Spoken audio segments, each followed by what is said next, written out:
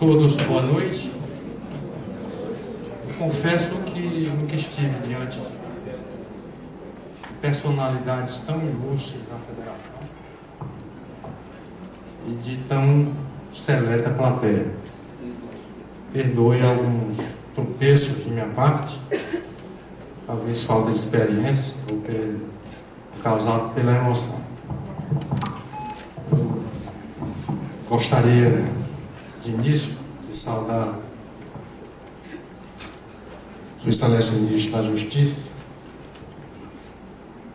Sua Excelência Carlos Aires de Brito, Deputado Aguiar, Ministro Biratã,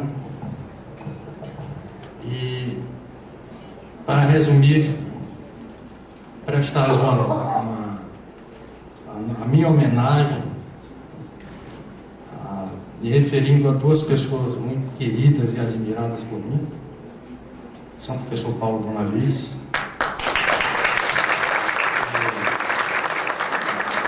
e o desembargador Fernando Ximenes.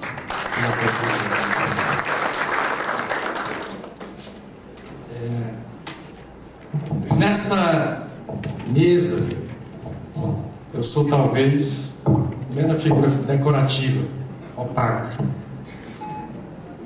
O Sabino, organizador deste evento, velho companheiro de jornal e de rádio, pai do Leonardo, doutor Leonardo, que eu conheci meninote, e quis render uma homenagem não a mim, mas ao meu tribunal. E me colocou nessa pomposa e também generosa adjetivação de presidente de mesa. Oh, meu Deus, eu não sou presidente de nada. Eu sou um eterno aprendiz. E disto mais não passo, né? Mas é na qualidade de representante do Tribunal de Justiça do Ceará, devidamente credenciado por Sua Excelência o desembargador Arísio Lopes da Costa, ele também meu querido e velho companheiro, de mais de 3 décadas na judicatura, que eu saúdo a todos, trazendo os cumprimentos de todos os tribunos, desembargadores e servidores, juízes, servidores do Poder Judiciário do Ceará. Feliz a mais não poder, eu me desincumbo desta honrosa missão, de devotar de público o respeito a todos os senhores, em particular ao ministro Carlos Aires de Brito, de quem sou profundo admirador e leitor, e também a pessoa de Sua Excelência o Dr. José Eduardo Martins Cardoso, ministro da Justiça, homem público, discreto e sereno, como deve e convém ao alto cargo que exerce. Dotado, eu friso bem isto, de fabuloso preparo intelectual e de notável capacidade de trabalho, a se distinguir na sociedade brasileira como político e como jurista, professor de Direito, procurador no Estado do município de São Paulo, doutorando na PUC de São Paulo, sob a orientação do professor Celso Antônio Bandeira de Melo.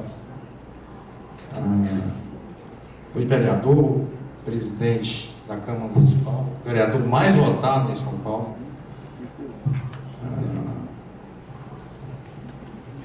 Hoje, ministro da Justiça, é daqueles homens cuja serenidade nos transmite a confiança de que nós, o presente, o nosso país está no rumo certo e que o nosso porvir será muito melhor. Mas ninguém quer me ouvir, quer ouvir a Vossa Excelência, ministro. Mas eu, antes de passar a palavra, eu faço com brevidade, lhe peço permissão para lhe pedir um favor. Volte mais vezes ao Ceará. Nós, cearenses e paulistas, assim como os sergipanos e paulistas, temos muita afinidade. A história nos mostra isso. Muito obrigado.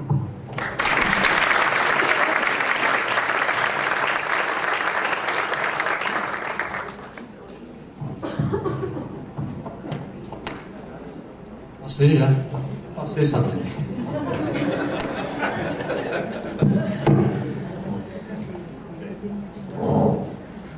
Bem, de início eu quero iniciar essa minha fala fazendo um agradecimento especial ao meu amigo, meu querido Ubiratã,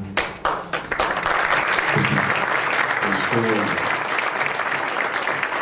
que eu, como deputado durante 8 anos, aprendi a respeitar no Tribunal de Contas da União. Pessoa de uma atuação competente, ética, séria, homem público que merece todas as minhas homenagens e sempre terei oportunidade de dá-las sempre que encontrar. Pode ter certeza disso. E eu quero agradecer ao Ubiratã pela convivência, que continuará, você sabe disso, e pela oportunidade de estar com os senhores e com as senhoras aqui nesse momento tão especial que nós estamos desfrutando. E também pela oportunidade de compor uma mesa como esta que temos aqui. E eu queria saudar todos os membros desta mesa, fazendo referência a 3 pessoas que, para mim, além da amizade, são grandes referências. A primeira delas aqui ao meu lado, meu amigo de tantos anos, meu professor, meu jurista e hoje meu ministro, Carlos Aires Brito. Eu sou Carlos Aires Brito, para mim é uma grande referência jurídica. Eu sou um estudioso aprendiz de direito administrativo. E tenho em Carlos Aires Brito, sempre tive nos congressos, nas palestras, uma das grandes referências intelectuais do nosso país. Então, portanto, é com orgulho que eu compartilho esta mesa com este grande espírito que é Carlos Aires Brito. Também quero homenagear meu professor, de quem eu não tive a oportunidade de ter aulas, talvez pela distância territorial, que está em São Paulo e Ceará, mas de que eu sempre fui leitor, desde os bancos da universidade, as obras maravilhosas de Paulo Bonavides.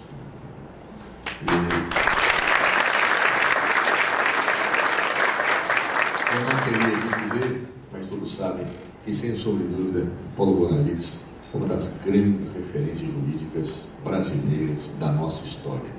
Então, portanto, eu hoje, na condição de ministro da Justiça, eu não posso perder a oportunidade, em nome do Ministério da Justiça, agradecer a sua vida dedicada à ciência do direito, à construção de um Estado mais justo e de uma vida melhor para todos através do fenômeno jurídico.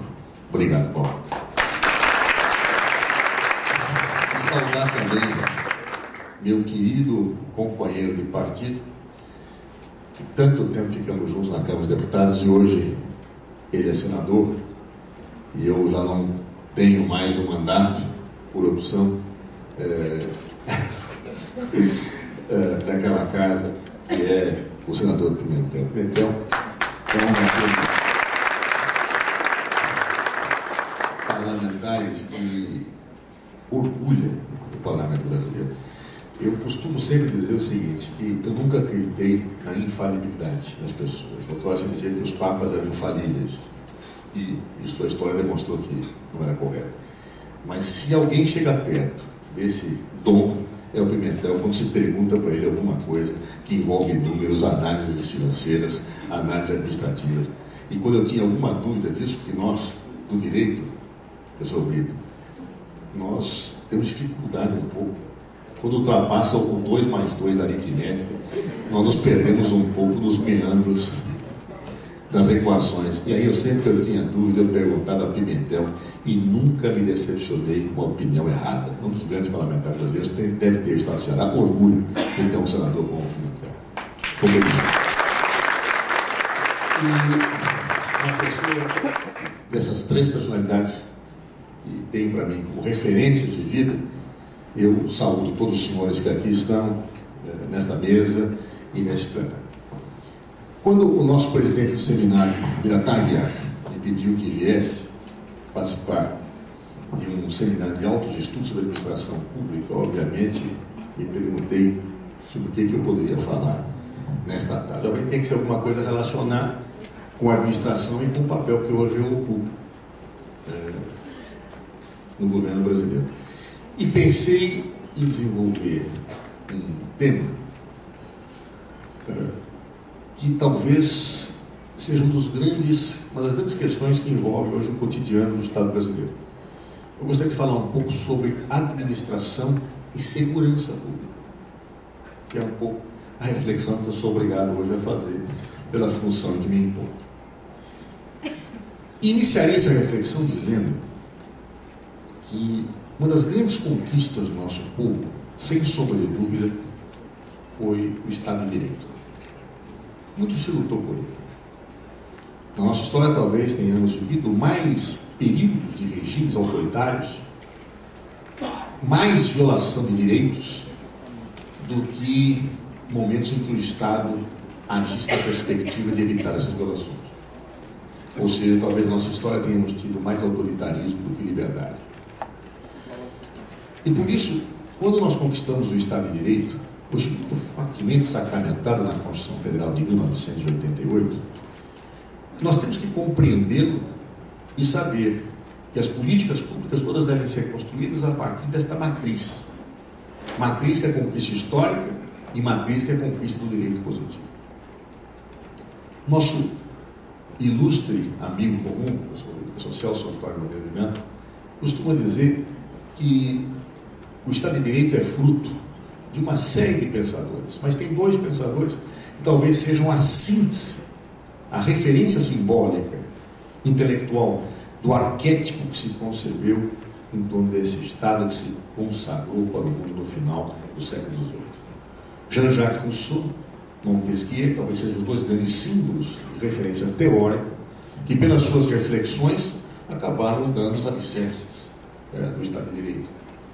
Jean-Jacques Rousseau, ao falar nas suas obras daquela ideia da lei, expressão da vontade coletiva, expressando a ideia de interesse público, que marca profundamente aquilo que hoje nós chamamos de princípio da legalidade. Montesquieu, no seu Espírito das Leis, expressando aquela premissa de que todo homem que tem o poder tende a dele abusar, e que só o poder limita o poder. E por isso era necessário que o Estado não atribuísse o poder a um único órgão, ou a um único grupo de pessoas, ou a uma única pessoa. E propunha então que as três funções do Estado, a seu ver, a função de produzir as leis, a função de executá-las e a função de julgá-las, não pudessem ser acometidas apenas, então, somente a um homem, a um órgão ou a um grupo de pessoas. Nasceu assim a teoria da tripartição das funções estatais, ou quer alguns, a teoria da tripartição dos poderes. Esses dois pensadores simbolicamente referidos representam os alicerces do Estado de Direito. Se costuma dizer que o Estado de Direito é aquele Estado que produz o direito e que atua dentro dos seus limites. E me parece importante frisar esta ideia de que o Estado de Direito é um Estado que exerce o seu poder dentro do direito que produz. Porque, no fundo, o Estado de Direito encerra um vetor, ou, perdão, dois vetores, que são a síntese de tudo que se faz dentro dele e que marca profundamente a vida administrativa. De um lado é a ideia do poder, um poder que o governante deve exercer, um poder que o agente público deve exercer, na perspectiva de satisfazer o interesse público. Não é à toa que se costuma falar que um dos princípios que deve orientar a ação da administração pública é o princípio da supremacia do interesse público. O interesse público prevalece sobre o interesse privado. Então, portanto, aquele que recebe a missão, a competência, o dever-poder de perseguir a satisfação do interesse público deve, por excelência, ter supremacia ao agir. E, por isso, o agente público do Estado de Direito tem prerrogativas e privilégios que as pessoas privadas não têm. Isto marca a ação dos agentes públicos. E daí que nasce, inclusive, a ideia de situações das mais diversas que marcam a ação desses agentes, situações das quais o mundo privado não desfruta.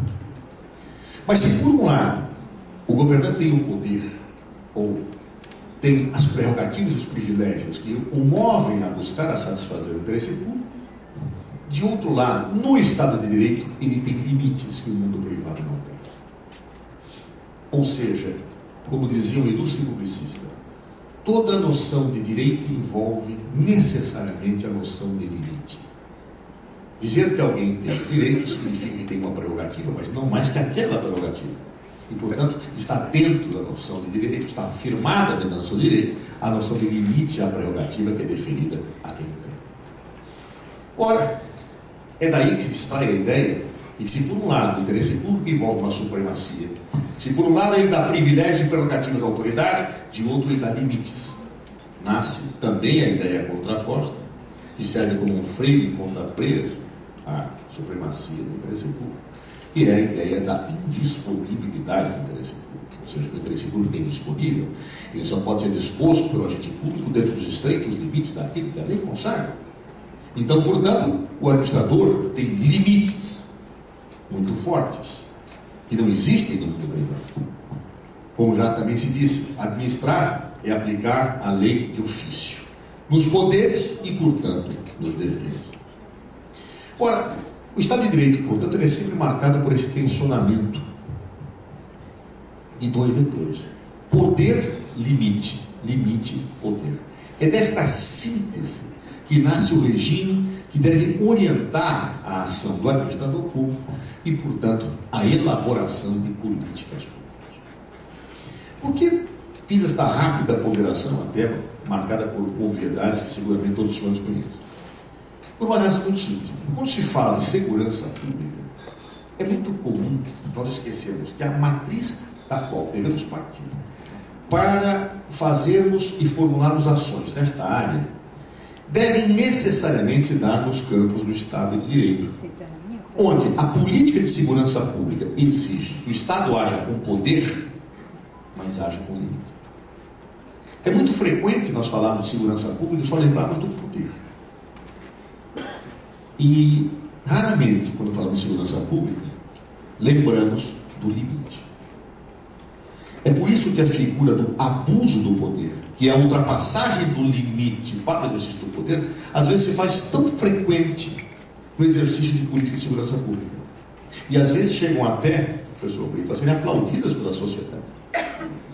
Que quando vislumbram uma ação profundamente autoritária e de poder contra delinquentes, acabam aplaudindo, esquecendo que quando se esquece o limite numa ação desta natureza, isso se volta contra a própria sociedade.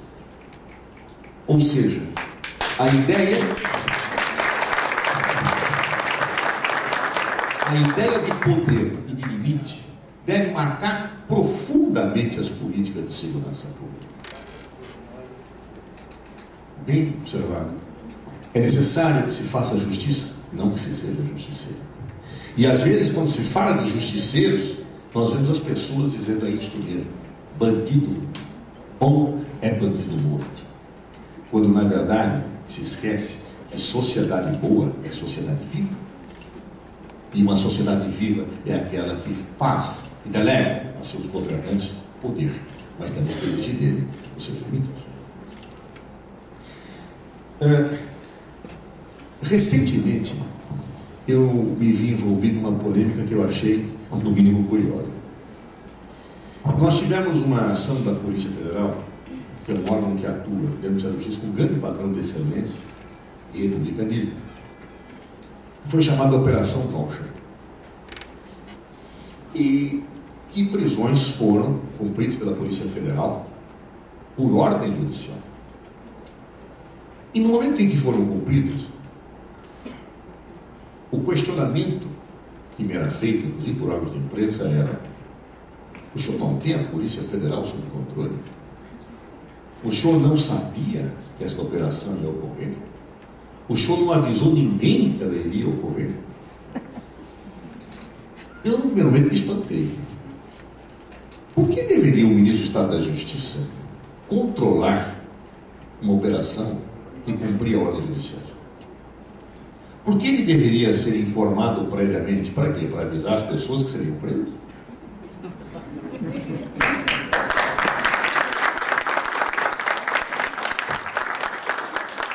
Mesmo que tivesse uma visão de arbitrariedade naquele caso, eu não poderia impedir o cumprimento da ordem judicial. Eu teria que agir, depois punindo responsáveis, ou até representar ao Conselho Nacional de Justiça, que tem aqui o vice-presidente ao meu lado, para que pudesse agir.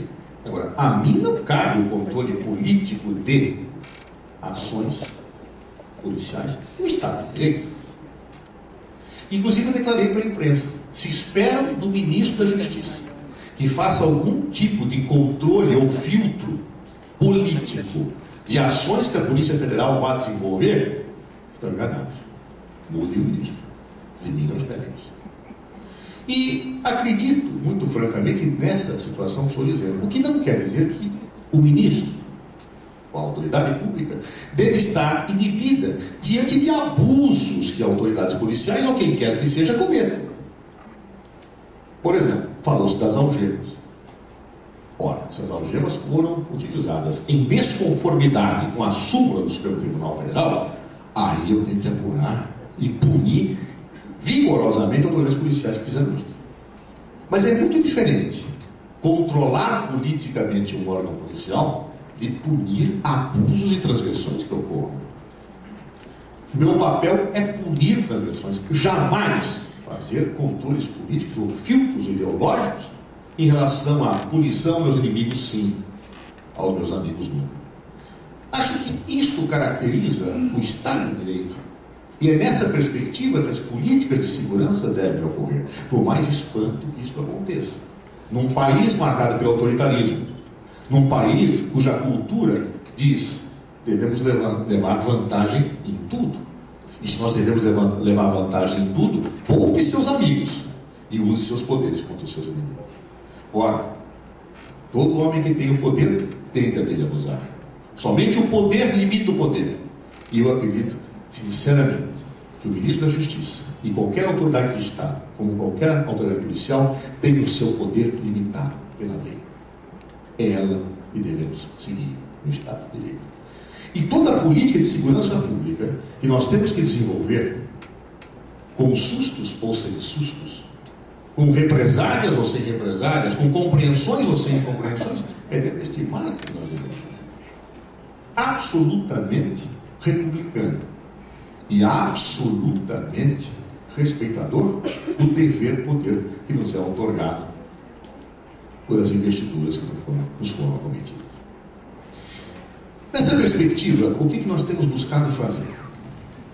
Segurança pública não é uma questão simples, é uma questão tormentosa. E o primeiro tormento que se tem é romper com uma visão ultrapassada, que seria a visão do empurra, em que um governante joga para outro a responsabilidade sobre esse tipo de política. Aliás, na política brasileira há um vício, que é se buscar sempre a apropriação dos sucessos e o se livrar sempre dos insucessos. A política de segurança pública no Brasil não tem tido grandes sucessos. Por isso, todos querem se livrar dela. Os governos federais e os prefeitos dizem a responsabilidade é dos governadores, afinal a Constituição sinaliza que segurança pública, isso deve competir aos governos dos estados. O governo estadual fala, não, isso é uma questão que eu tenho que ter recursos e a presença do governo federal e a ação dos prefeitos. E no fundo, a repartição de competências constitucionais fica objeto de um jogo de retórica política em que parece que ninguém tem culpa de absolutamente nada em matéria de segurança pública. Esse é o primeiro dogma que nós temos que romper. A segurança pública é uma responsabilidade de todos. Porque segurança pública tem que ser entendida em sentido amplo, tanto na dimensão de políticas preventivas como de políticas repressivas. A segurança pública, ela passa, sim, por competências municipais, por competências federais e por competências estaduais. Ninguém tem o direito de se eximir de responsabilidades no plano da segurança pública, no combate à violência, no combate ao crime organizado. Ninguém. Ora, nessa perspectiva, uma das primeiras dificuldades que nós temos a enfrentar no problema da segurança é justamente a dificuldade que se resume em uma palavra, chamada integração. É muito difícil nós termos políticas integradas de segurança pública e este é um dos grandes desafios que nós temos pela frente. Primeiro, porque dentro dos próprios entes federativos há uma atuação desintegrada. Exemplo, polícias civis e polícias militares raramente se entendem E ao contrário, normalmente digladiam dentro de perspectivas corporativas que nem sempre estão voltadas ao bom debate em torno do interesse público. Disputas insanas acontecem nos âmbitos estaduais. Não posso também libertar o âmbito federal disso. Frequentemente, Polícia Federal, Polícia Rodoviária Federal e a Força Nacional de Segurança, todas integrantes do Ministério da Justiça, não atuavam com um mínimo de integração. Aliás, com disputas corporativas perversas. Aliás, uma das coisas mais insanas que eu vejo, às vezes, nas disputas corporativas, diz respeito em que as pessoas, às vezes, não lutam para o bem da sua corporação, lutam pelo mal da outra. Ou seja, para não ficarem depreciados, lutam contra o sucesso da outra. E aí nós temos uma luta fratricida, absolutamente fratricida, onde corporações não disputam ganhos corporativos para si próprios, mas disputam o deferimento de desgraças para os seus adversários. Da mesma forma, no âmbito federal, a não integração, ou a desintegração, se me permitem usar essa expressão, ela é absurda do ponto de vista das forças do Ministério da Justiça com as Forças Armadas. As Forças Armadas, evidentemente, não têm um papel primordial de segurança pública, mas na região de fronteira tem, por imperativo normativo. E podem atuar subsidiariamente nas operações de lei e ordem, conforme a Constituição assim assegura. No entanto, atuam de maneira totalmente desarticulada. Ou vinham atuando de maneira totalmente desarticulada. Também com disputas corporativas. Quem coordena tal evento? É o Exército ou a Polícia Federal? Quem coordena tal coisa? Se um fala, não aceita o ordem de outro, se o outro fala, não aceita o ordem de um, e as coisas ficam como se encontram. Não bastasse essa não integração dentro do âmbito federativo, existe a não integração entre os entes federativos. As forças federais não dialogam com as forças estaduais. Por quê? Por dificuldades mesmo naturais, de uma estrutura federativa complexa nossa, mas muitas vezes pelos obstáculos políticos, em que, sendo de partidos ou de ideologias diferentes, os que governam, eu desejo o insucesso daquele que comanda o ente federativo. Então, se eu vou fazer uma ação que dará dividendos para o outro, eu a boicoto, mesmo que isso traga benefício para o meu ente federativo e para a sua população. E isso é uma tradição no nosso país, onde o calendário eleitoral, que é muito perverso, porque nós saímos de uma eleição e caímos em outra, não há paz política para pactuações. Um calendário eleitoral como esse faz com que não se pactuem políticas em comum de segurança pública, para que na eleição um responsabilize o outro responsabilize um pelo insucesso de que ocorre, e obviamente as coisas também ficam como estão. Além disso, nós temos a dificuldade de integração internacional. Se por um lado as organizações criminosas, no momento da globalização, têm uma forte interação transnacional, as polícias começam a ter agora essa interação, mas nós estamos a passos de tartaruga em relação à velocidade com que o crime organizado age nesta área. As organizações criminosas agem com grande agilidade, atuam com grande agilidade no mundo, e nós, as polícias, temos passos de tartaruga na perspectiva dessa integração. Portanto, falta de integração intrafederativa, falta de integração interfederativa e falta de integração suprafederativa na perspectiva das relações internacionais. Esse é o quadro que temos, a ausência total de integração, que começa pela falta de dados de segurança pública. Uma das coisas que me espantei, e sinceramente quero confessar o meu desconhecimento disso, embora tenha sido deputado federal por 8 anos, é que nós não tínhamos um mínimo de segurança nos dados de criminalidade do país em âmbito federal. Por quê? Primeiro, porque nós temos muita subnotificação de delitos. Segundo, porque temos muito subregistro de delitos. E terceiro, porque temos uma metodologia totalmente pulverizada no captar de informações de segurança pública. Por exemplo, alguns estados fazem lá o catálogo de homicídios e colocam os homicídios todo um conjunto de eventos delituosos. Outros estados separam homicídios de encontro de cadáver. Ou seja, nesta aqui eu encontrei o cadáver com um furo na testa de bala, isso não é um homicídio.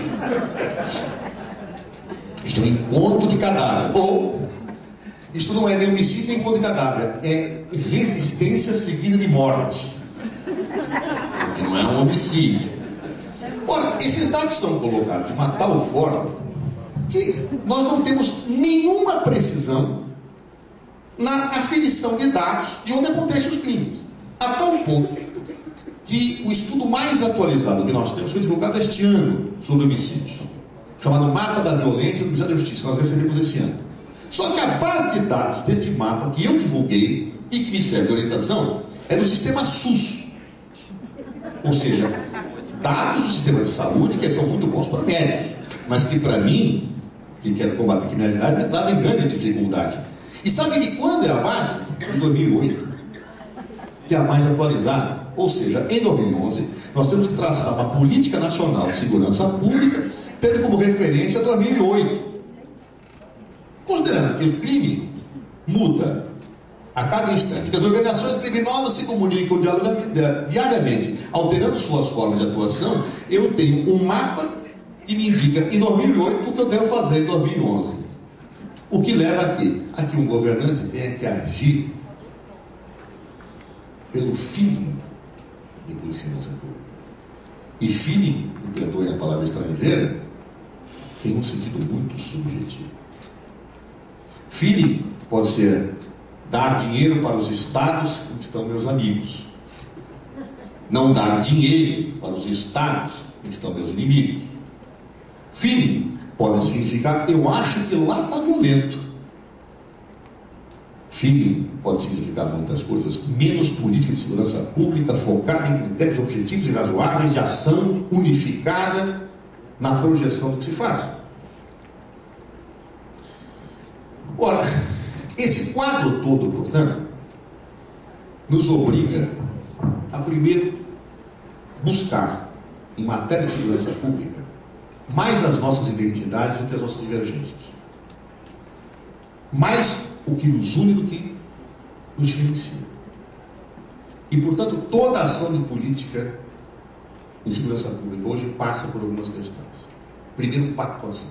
Nós temos que pactuar, integrar, superando as contradições federativas, superando as contradições políticas, superando as contradições ideológicas. Segundo, informação. Nós estamos discutindo hoje, no governo federal, a edição de uma medida provisória de um sistema que nós temos que debater na presidência da República, que cria um Sistema Nacional de Informação e Estatística, que obriga os estados a passarem informações e que serão utilizadas por todos. Os estados que não passarem não receberão verbas de segurança pública, porque eu não terei segurança em dar verbas para quem não dá informação. Porque eu quero ser checado pelo meu Tribunal de Contas, eu quero ser questionado pelo meu Conselho Nacional de Justiça, quando isso for necessário, em relação a onde eu projeto o meu dinheiro em segurança pública, para onde eu mando equipamentos, para quem eu beneficio. Ou seja, eu quero ter informação, e quem não der informação, eu não posso dar dinheiro. Essa é a lógica do sistema que estamos querendo construir. Não será simples, porque boa parte dos estados ainda está em período pré-cambriano do ponto de vista da coleta de informações de segurança pública. Alguns, inclusive, marcam em papeletas, né? Enviam papeletas de criminalidade. A era do computador não chegou ainda lá, mas seja como for, nós vamos ter que dar dinheiro para computador, dar dinheiro para treinamento, para formar isso, para que em alguns anos nós tenhamos um sistema nacional seguro de informações que permita aos governantes exercer o seu poder, mas dentro do limite do Estado de Direito, que é exatamente o limite da dinheiro para ter políticas públicas sem favoritismos, de forma absolutamente objetiva e justificada do porquê se faz essa política. Sinceramente, acho que há muito a se fazer nesse campo. Pactuação, informação, integração, são perspectivas que são necessárias para que nós possamos fazer política de segurança pública dentro de um modelo de Estado de Direito. Dentro de um modelo de Estado de Direito, não é fácil fazer política de segurança pública, mas é um desafio que nós temos. É um desafio dentro do Estado que nós conquistamos. e é o desafio que, sinceramente, acho, e não só eu, mas que todos os agentes públicos têm que enfrentar e que jamais podem abdicar. Nós temos que ter o poder de desenvolver a política de segurança pública, mas dentro dos limites. E sempre que os limites forem desrespeitados, agir. Nunca renunciando ao poder, mas nunca renunciando ao Estado de Direito. Muito obrigado.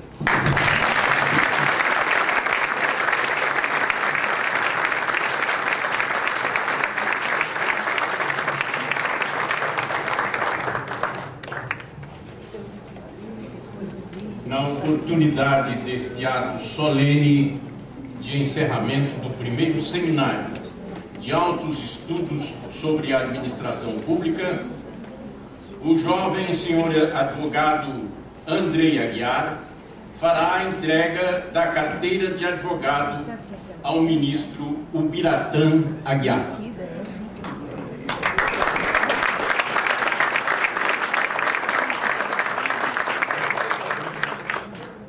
Gostaria de dizer a todos que é um imenso prazer, uma imensa honra.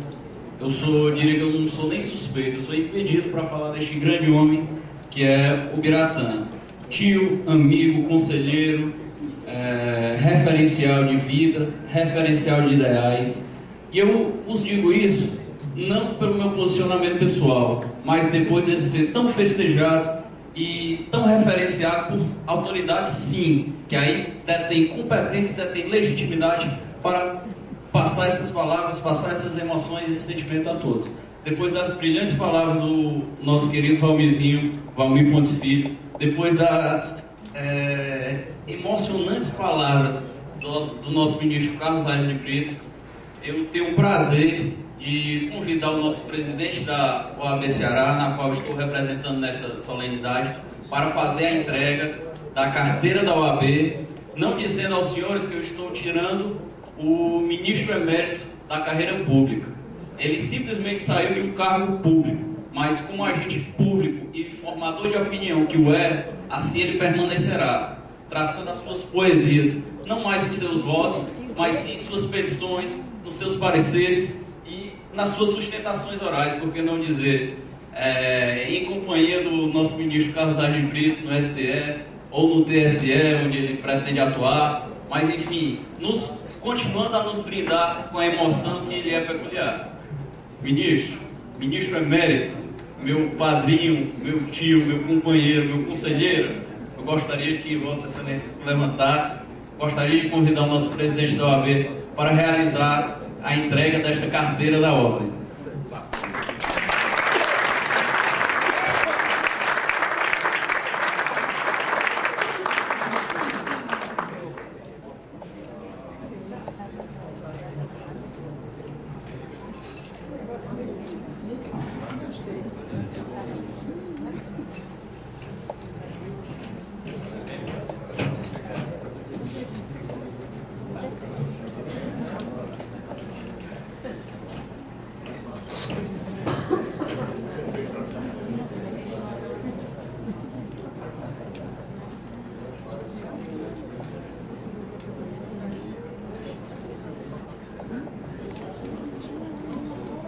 Maravilhoso nessa mesa.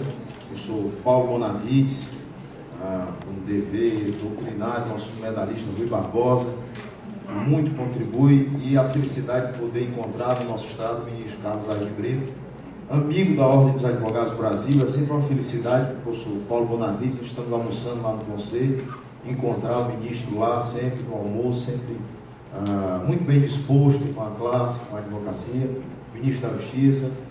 Aqui eu pediria que viesse até aqui para nós fazermos a entrega simbólica, desembargador Brígido, secretária nacional de Justiça, doutora Regina, senador Pimentel, advogado também, militante, que muito bem representa o Estado do Ceará no Senado, outro advogado também, o Sérgio, apesar de deputado, mas militante, aguerrido, sempre nas leis da ordem. Para nós, ministro, é uma enorme felicidade podermos receber o ministro Ubiratã Aguiar.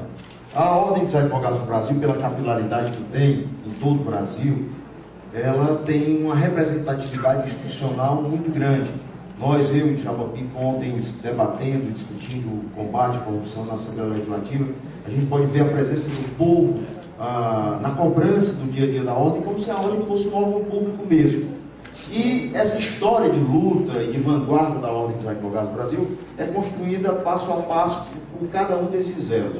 O ministro Biratã Aguiar tem uma passagem em defesa da Ordem dos Advogados do Brasil no Tribunal de Contas, na União, que está gravado de forma indelével na memória de todos os advogados desse país, que foi a defesa como ministro da Ordem dos Advogados do Brasil, como autarquia especial, depois foi ratificada pelo Supremo Tribunal Federal, aquele entendimento, na questão da submissão ao Tribunal de Contas da União. E isso foi muito caro à advocacia, e receber hoje no estado do Ceará, nessa terra, na terra da luz, Império da Liberdade, onde o mar nos brinda todos os dias com uma paisagem magnífica, com um sol esplendoroso, receber o Biratã Aguiar, a Ordem dos Advogados do Brasil, e ver de todos os contributos, e talvez um dos homens que tem a maior história pública do nosso estado. Aí, todos os cargos que alguém pode ocupar, sempre, em todos eles, com a responsabilidade, com a altivez, com a simplicidade e humildade do sertanejo, mas sempre fazendo muito bem aquilo que precisava ser feito. Então é com muita felicidade que passo aqui ao Biratã Diniz de Aguiar a sua carteira ainda provisória, daqui uns dias definitiva, e digo mais, com uma inscrição 3625, um pequeno estágio probatório de 7 dias, porque agora a nossa carteira já não é mais só uma carteira, é também uma assinatura digital, confeccionada pela Casa da Moeda, que dá autenticidade ao advogado, tanto pessoalmente como virtualmente, no Supremo Tribunal Federal, no STJ, em todos os lugares. Então, seja bem-vindo, ministro Biratã Aguiar, agora advogado Biratã Diniz de Aguiar, e eu passo ao ministro da Justiça para ficar no Japão, o nosso novo advogado, seu Carlinhos. Não é que bateu sim. Fazer o registro. E agora? Olha, eu falei tanto esses dias, e agora parece que está mais difícil falar.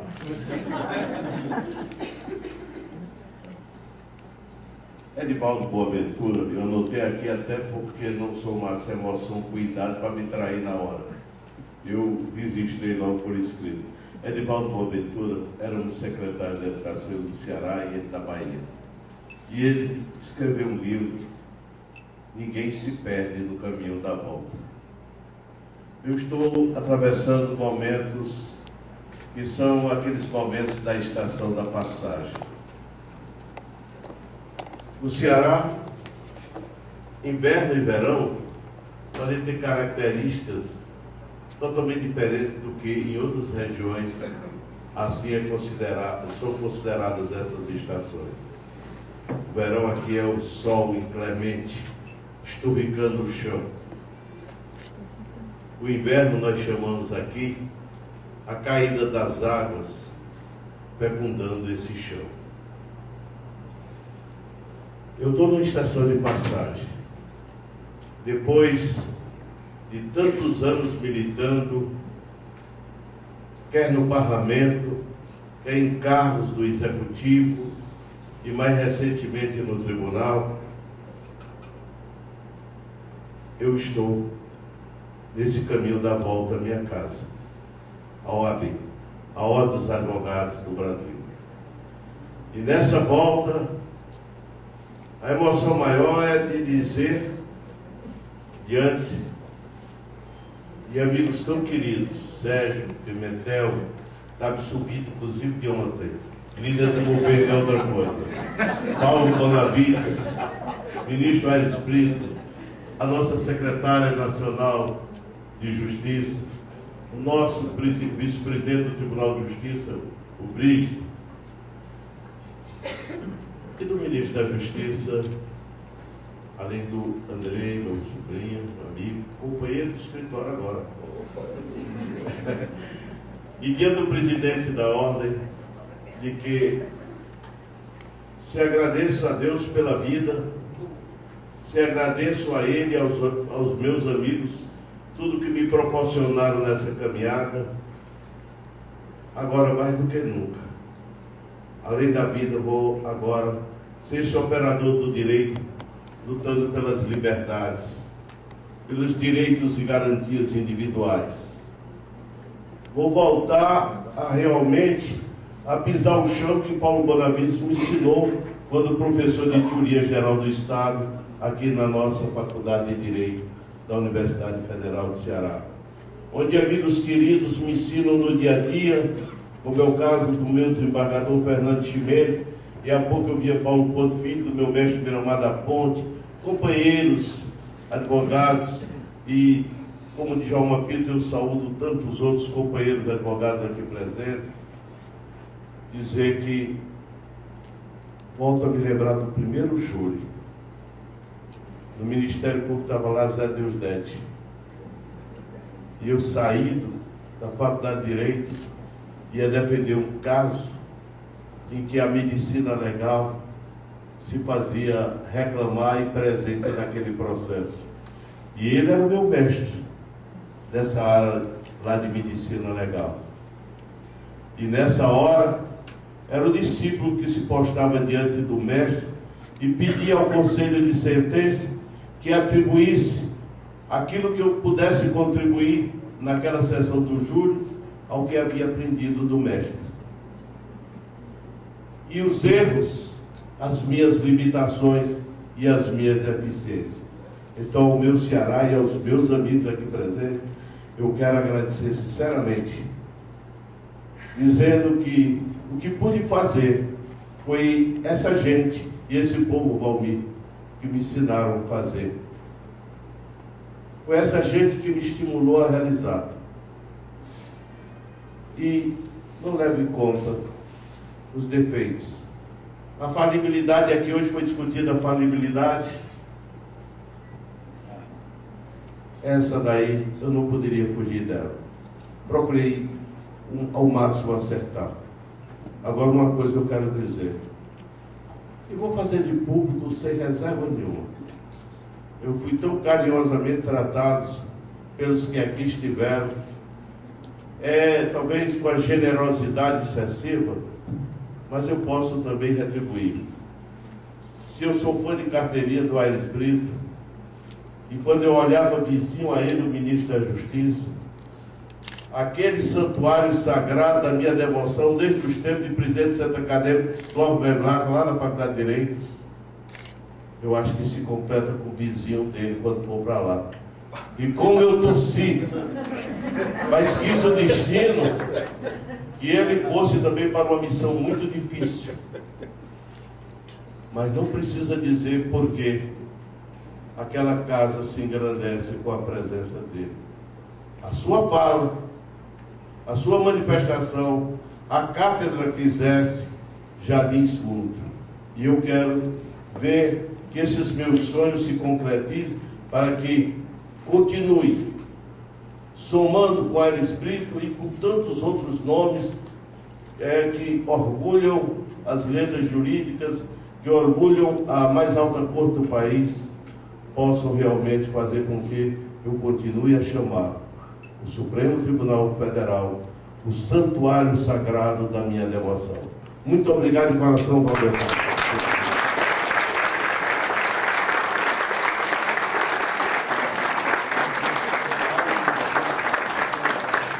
Anunciamos então a palavra do desembargador Luiz Gerardo Pontes Frígido, presidente desta sessão.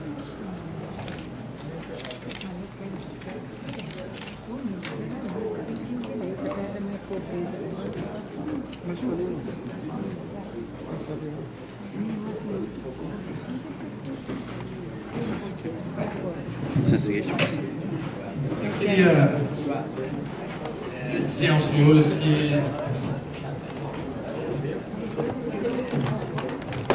não cometi nenhuma gafe, eu fiz de caso pensado. Nominar o ministro Biratã Guiar, o senador Pimentel. No fim, para que a homenagem fosse mais perceptível e mais frisante. o senador Pimentel, porque vejo agora a classe política sobre a alça de mira, principalmente da imprensa.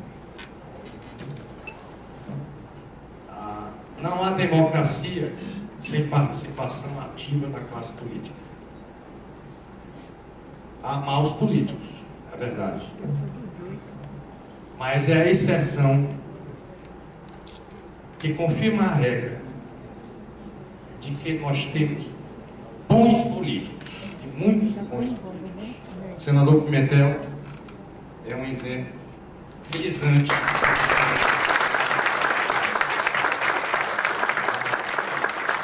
O ministro Biratã Aguiar, eu sabia que Vossa Excelência iria receber sua carteira. O doutor Valdetário iria entregar. Disse o senhor muito bem, quando citando o outro, que ninguém se perde no caminho da volta. O senhor procurou cumprir com decência seus deveres de homem público e conseguiu. O Ceará muito deve. E o que é mais fabuloso na sua pessoa, no seu perfil, é essa sua alma serena, alma de poeta, de homem de bem. Me perdoe, doutor Valdetário, não vou saudar a nobre classe dos advogados, sua pessoa, mas no seu novo, na pessoa do seu novo companheiro.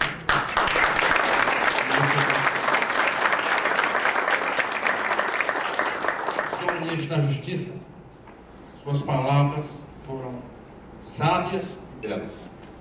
Aprendemos muito. Muito obrigado.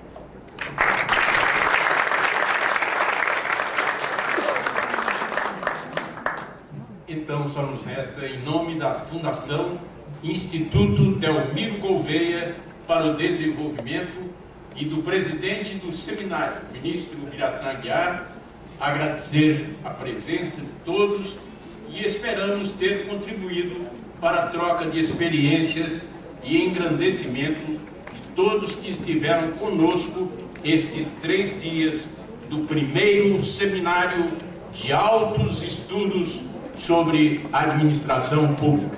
Boa noite, muito obrigado.